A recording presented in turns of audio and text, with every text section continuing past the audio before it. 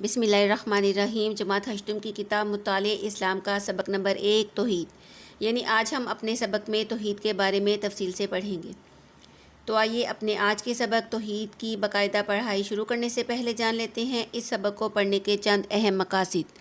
اس سبق کو پڑھنے کے بعد ہم سب اس قابل ہو جائیں کہ ہم لفظ توحید کے معنی اور مفہوم نہ صرف خود جان سکیں بلکہ دوسروں کو بھی اس کے بارے میں تفصیل سے بتا سکیں،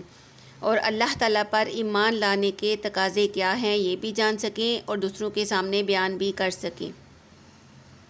اور ہمارے دلوں میں یہ ایمان، یہ یقین مزید پختہ ہو جائے کہ اللہ تعالیٰ اکیلا ہے، وہ وحدہ لا شریک ہے اور اس کا کوئی شریک نہیں، اور وہ پوری کائنات کا خالق و مالک ہے۔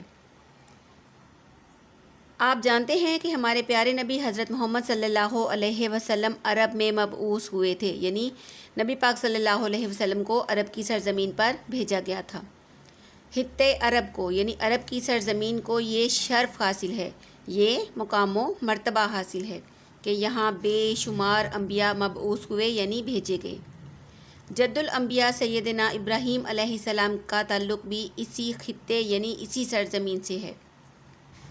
اور آپ علیہ السلام کے ہاتھوں اسی خطے میں اللہ کے پہلے گھر خانہ کعبہ کی تعمیر ہوئی، اور اس گھر خانہ کعبہ کو تعمیر کرنے کا مقصد تھا اللہ کی بندگی اور اس کی عبادت۔ آپ علیہ السلام نے اپنے بیٹے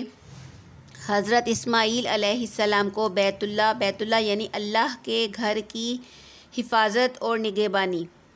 اور دعوت حق کو پھیلانے کے لیے، دعوت حق کی تبلیغ کرنے کے لیے مکہ شہر میں آباد کیا۔ ہمارے پیارے نبی صلی اللہ علیہ وسلم ان کی اولاد میں سے ہیں۔ حضرت اسماعیل علیہ السلام کی دعوت و تبلیغ کے نتیجے میں عرب کے اندر سچائی کی یہ دعوت خوب پھلی پھولی اور اس کی اشاعت ہوئی، اور عرب کے لوگ طویل عرصے تک، یعنی ایک بہت زیادہ لمبے عرصے تک صرف ایک اللہ کی عبادت کرتے رہے۔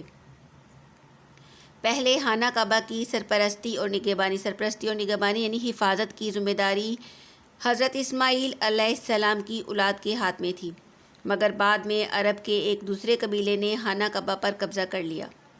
اس قبیلے کا ایک سردار عمرو بن لوہا ایک مرتبہ شام کے علاقے میں گیا۔ وہاں اس نے دیکھا کہ وہ لوگ لکڑی اور پتھر کے بتوں کے سامنے عجز و نیاز کرتے ہیں،